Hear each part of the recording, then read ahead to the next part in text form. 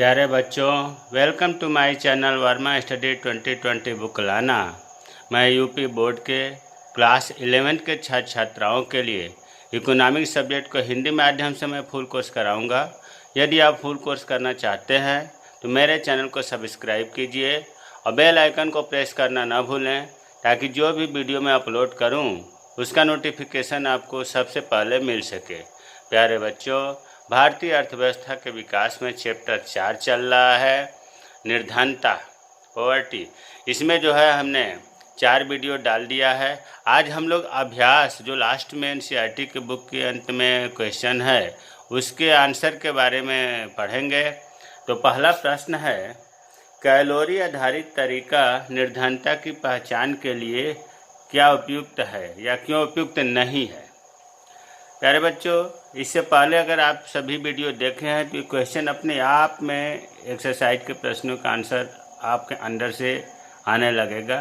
फिर भी देखिए, निर्धनता की जो आकलन करने की विधियाँ बताई गई थी 2 प्रकार की थी, आय के आधार पर और कैलोरी आवश्यकता के आधार पर।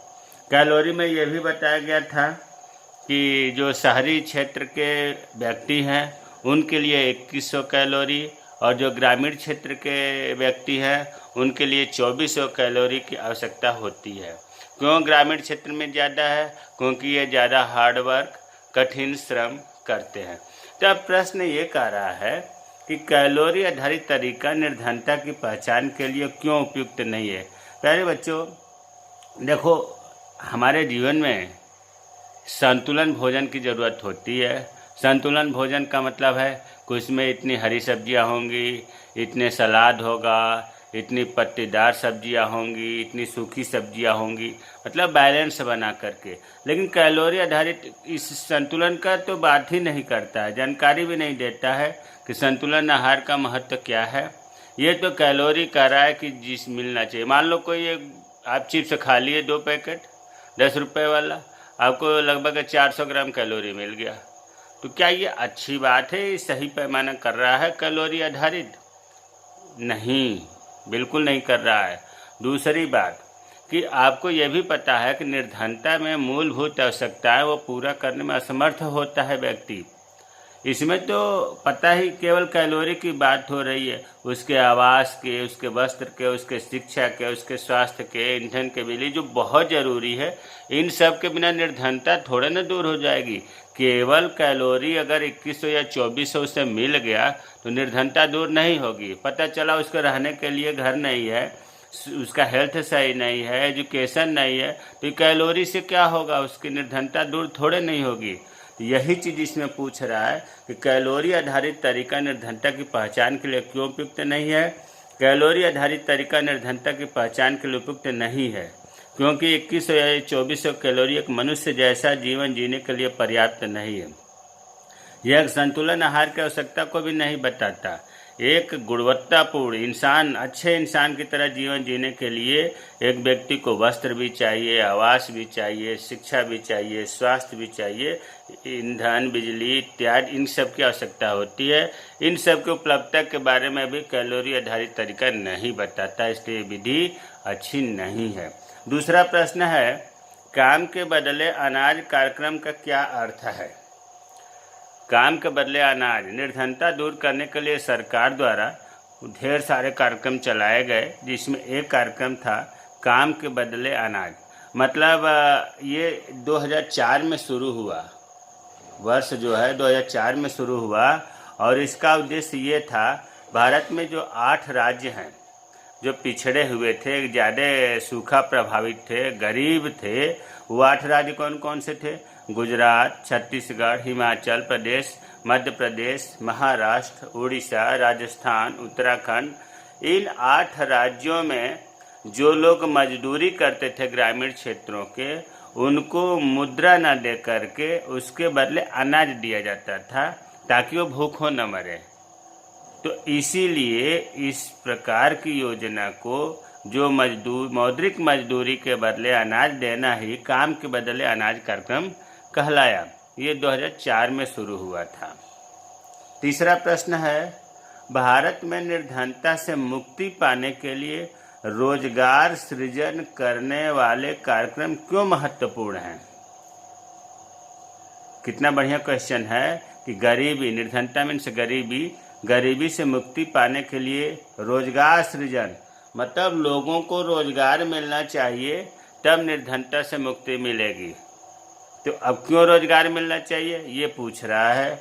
देखिए लिखा है रोजगार सृजन करने वाले कार्यक्रमों ने, रोजगार सृजन करने वाले कार्यक्रम, जो रोजगार सृजन करने वाले कार्यक्रम हैं, जैसे रोजगार गारंटी कार्यक्रम जो 1982 में शुरू हुआ, जवाहर रोजगार योजना 1989 में शुरू हुआ, नेहरू रोजगार योजना 1969 में शुरू हुआ, है ना, प्रधानमंत्री रोजगार योजना 1993 में शुरू हुआ, रोजगार आश्वासन योजना 1993 में, स्वर्ण जयंती शहरी रोजगार योजना, स्वर्ण जयंती ग्राम स्वरोजगार योजना, नरेगा, ये सब क्या थे? रोजगार को सृजन करने वाले कार्यक्रम सरकार के द्वारा चलाए जा रहे थे।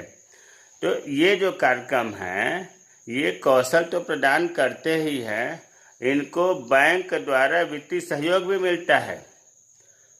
तो जिस व्यक्ति को कार्यक्रम में सिखाया भी जाए, बैंक द्वारा वित्तीय सहयोग भी मिले, तो निश्चित रूप से उसे रोजगार का अवसर प्राप्त होगा, और रोजगार जब उसे मिलेगा तो बेरोजगारी कम होगी, ग्रामीण क्षेत्रों में, शहरी क्षेत्रों में पलायन कम होगा। जो गांव से लोग शहर की तरफ भागते हैं, गांव में ही अगर रोजगार मिल जाएगा तो शहर की तरफ नहीं जाएंगे, और समाज की निर्धनता दूर होगी।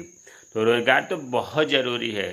रोजगार मेन पॉइंट, देखिए निर्धनता का मुख्य जो 2 कारण है, मुख्य कारण एक तो रोजगार है और दूसरा जो है जनसंख्या वृद्धि है। तो रोजगार से काफ़ी हद तक निर्धनता से मुक्ति पाया जा सकता है, क्योंकि स्वाभाविक है कि रोजगार से उस व्यक्ति के आय स्तर में आय मिलेगी, जीवन स्तर सुधार होगा, और जीवन स्तर सुधार होगा तो निर्धनता रेखा से वो बाहर आएगा।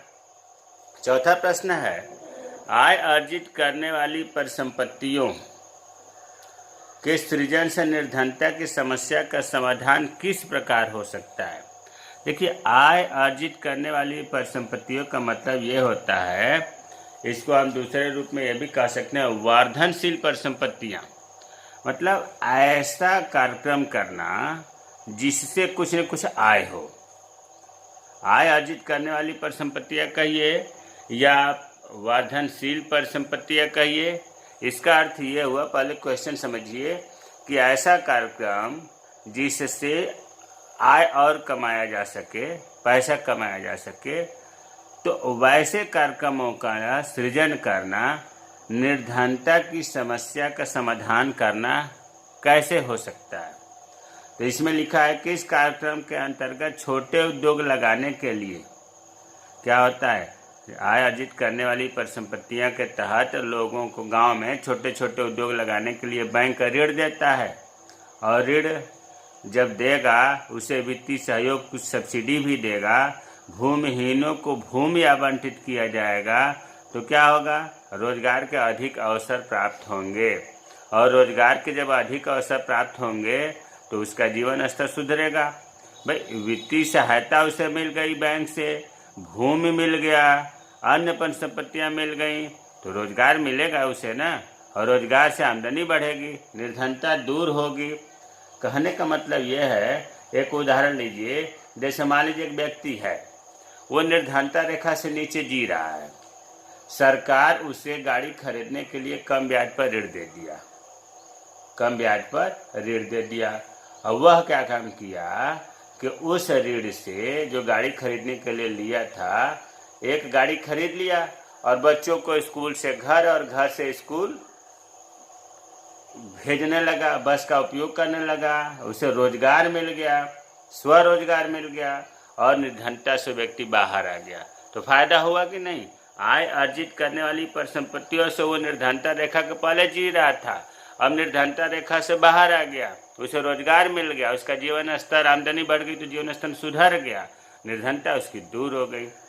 अब प्रश्न 5वां, भारत सरकार द्वारा निर्धनता पर त्रिआयामी प्रहार, त्रि मतलब होता है 3, आयाम मतलब होता है दिशा, 3 दिशा या 3 कार्यक्रम प्रहार निर्धनता दूर करने में सफल नहीं रहा है, चर्चा करें। मतलब भारत सरकार के द्वारा ये पूछ रहा है कि गरीबी दूर करने के लिए 3 मुख्य कार्यक्रम चलाए गए, फिर भी जो है निर्धनता दूर नहीं हुई भारत की। उन तीनों आयामों पर, उन तीनों कार्यक्रमों के बारे में बताइए, चर्चा करिए। तो सबसे पहले तो ये जानिए कि भारत सरकार द्वारा निर्धनता दूर करने के लिए जो 3 आयाम थे वो कौन कौन थे। तो पहला था समृद्धि आधारित रणनीति। देखिए, जो नीति निर्धारक साइंटिस्ट थे या व्यक्ति थे जो गरीबी दूर करने के लिए नीतियों का निर्माण करते हैं, उनका ये मानना था कि समृद्धि का मतलब ये होता है कि जीडीपी, सकल घरेलू उत्पाद और प्रति व्यक्ति आय में वृद्धि हो देश की। उनका ये मानना था, या ऐसे कहिए कि गवर्नमेंट का ये मानना था कि जब हमारे देश की जीडीपी और प्रति व्यक्ति आय में वृद्धि होगी तो निश्चित रूप से लोग खुशहाल होंगे। प्रति व्यक्ति आय में वृद्धि होगी और प्रति व्यक्ति आय में वृद्धि होगी तो जीडीपी में भी वृद्धि होगी, तो इससे समाज के सभी वर्ग खुश होंगे और हमारी जो गरीबी है वो कम होगी। साथ ही साथ औद्योगिक विकास पर हम बहुत ध्यान देंगे, उद्योग लगाएंगे। हरित क्रांति जैसी क्रांति आई, इससे पूरा कायाकल्प बदल जाएगा हमारे देश का, और जनसंख्या वृद्धि के कारण भी जो है कंट्रोल करेंगे तो गरीबी दूर हो जाएगी। लेकिन प्यारे बच्चों, ये सपना धरा का धरा रह गया। कहने का मतलब यह है कि जीडीपी में वृद्धि तो हुई, प्रति व्यक्ति आय में भी वृद्धि हुई, औद्योगिक विकास में भी वृद्धि हुई, हरित क्रांति भी चमत्कारिक परिणाम दिखाए, लेकिन जनसंख्या वृद्धि इतनी ज़्यादा हो गई या हो रही है कि जो प्रति व्यक्ति आय है वो बहुत कम हो जाती है। मतलब जीडीपी और प्रति व्यक्ति आय में वृद्धि होती तो है, लेकिन जनसंख्या वृद्धि के कारण प्रति व्यक्ति आय कम हो जाती है, और जब प्रति व्यक्ति आय कम होगी तो निर्धनता वहीं की वहीं रहती है। तो कुल मिलाकर के समृद्धि आधार रणनीति जो है वो भी फ्लॉप हो गया, असफल हो गया। दूसरा था वर्धनशील परिसंपत्ति और कार्य का सृजन। अभी इससे पहले हम लोग क्वेश्चन पढ़े थे कि वर्धनशील परिसंपत्ति और कार्य का सृजन को ही हम कहते हैं आय अर्जित करने वाली परिसंपत्तियों का सृजन। गवर्नमेंट का मानना था कि चलो पहला आयाम मतलब समृद्धि आधारित रणनीति असफलता हो गई तो कोई बात नहीं, अब हम ऐसा कार्यक्रम पेश करेंगे जिससे लोगों के रोजगार मिले और उनको आय प्राप्त हो। जैसे PMRY प्रधानमंत्री रोजगार योजना, जवाहर रोजगार योजना और NRY नेहरू रोजगार योजना, है ना। ये सब कार्यक्रम चला करके लोगों को रोजगार देंगे। लोगों को जब रोजगार मिल जाएगा, आमदनी बढ़ेगी तो सकारात्मक परिणाम आएगा। लेकिन प्यारे बच्चों, पहला आयाम तो असफलता हो गया था सफल, ये दूसरे से भी कोई ज़्यादा ठोस परिणाम नहीं मिला। मतलब इतनी गवर्नमेंट योजनाएं चलाई लेकिन लोगों के रोजगार या आय में वृद्धि नहीं हुई, अर्थात दूसरा आयाम जो था वो भी असफल रहा। तीसरा आयाम जो गवर्नमेंट ने चलाया, जो नीति निर्धारकों को ऐसा लगा कि चलो भाई पहला आयाम समृद्धि आधार रणनीति फेल हो गया, वर्धनशील परिसंपत्तियां और कार्य का सृजन फेल हो गया, अब हम ऐसा करते हैं कि जो न्यूनतम या मूलभूत आवश्यकता है सीधे हम निर्धनता या निर्धन व्यक्ति को पहुंचाते हैं। इसके लिए तीसरा आयाम जो शुरू हुआ वो न्यूनतम आधारभूत सुविधाओं को पहुंचाना हुआ।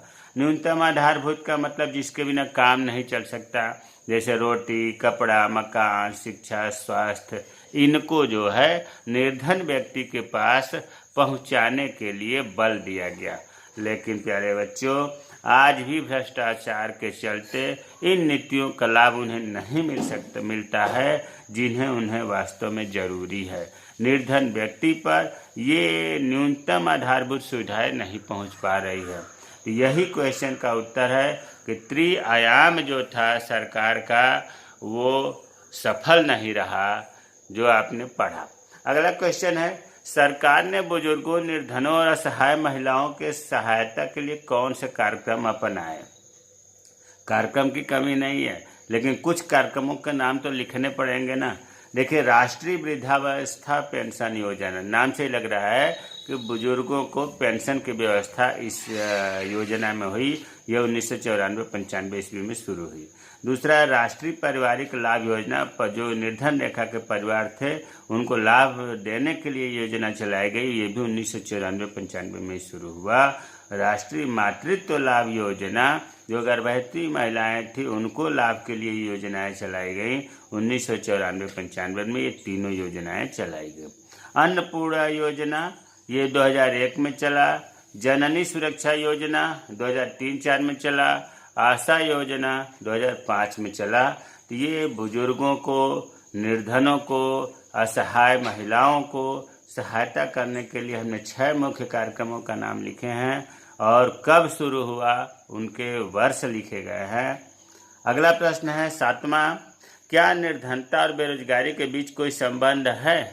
गरीबी और बेरोजगारी के बीच तो बहुत ही मतलब एक के बिना दूसरा अपने आप जो है आधारित है।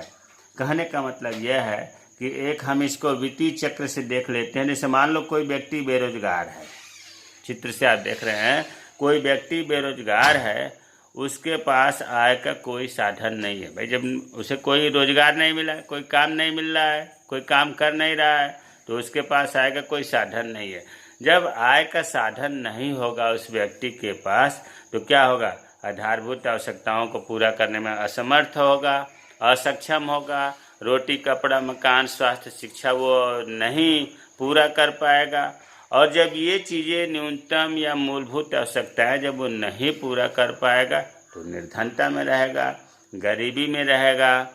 और जब गरीबी में रहेगा तो पढ़ेगा भी नहीं, लिखेगा भी नहीं, कोई काम नहीं सीख पाएगा, है ना। और जब शिक्षा और कौशल की कमी होगी तो बेरोजगार होगा। तो ये फिर बेरोजगारी से वही मतलब ये स्पष्ट करता है कि बेरोजगारी और यहाँ निर्धनता ये एक दूसरे के पूरक हैं। एक को दूर करा जाएगा तो अपने आप दूसरा दूर होगा, और एक बढ़ेगा तो दूसरा अपने आप बढ़ेगा। वही चीज़ लिखा है कि निर्धनता और बेरोजगारी के बीच वृत्ति मतलब वृत्त गोला संबंध है। यदि एक व्यक्ति बेरोजगार है तो उसके पास आय का कोई साधन नहीं होगा, वह अपने जीवन की मूलभूत आवश्यकताओं को खरीदने में भी सक्षम नहीं रहेगा, अतः वह निर्धन बना रहेगा। प्यारे बच्चों, इस एक्सरसाइज में कई क्वेश्चन हैं। हमने 7 क्वेश्चन आज बताया। शेष क्वेश्चन अगले वीडियो में बताएंगे, नहीं तो वीडियो बहुत ज़्यादा लंबा हो जाएगा। अगर कोई प्रश्न आपको डाउटफुल है, समझ में नहीं आता है, तो कमेंट बॉक्स में कमेंट करें। हाँ, मेरे चैनल को सब्सक्राइब कीजिए, शेयर करिए उन व्यक्ति के पास, उन स्टूडेंटों के पास, दोस्तों के पास, मित्रों के पास जो कोचिंग नहीं कर सकते और 11वीं में इकोनॉमिक्स पढ़ते हैं। प्यारे बच्चों, जब आप शेयर करेंगे, हमारे चैनल को सब्सक्राइब करेंगे, तो मैं मोटिवेट होऊंगा और अच्छा से अच्छा वीडियो बनाऊंगा। आप 2 विषय 11th का ज्योग्राफी और इकोनॉमिक्स अच्छे से तैयारी आपका हो जाएगा, बशर्ते हमारे वीडियो को दिए गए क्रम से पढ़ें। डिस्क्रिप्शन में जा कर के एक लिंक दिया गया है, उस लिंक से प्लेलिस्ट में पहुँचें और प्लेलिस्ट से क्रम से 1, 2, 3, 4 वीडियो पढ़ें। अच्छी तरह से समझ में आएगा। जय हिंद, जय भारत।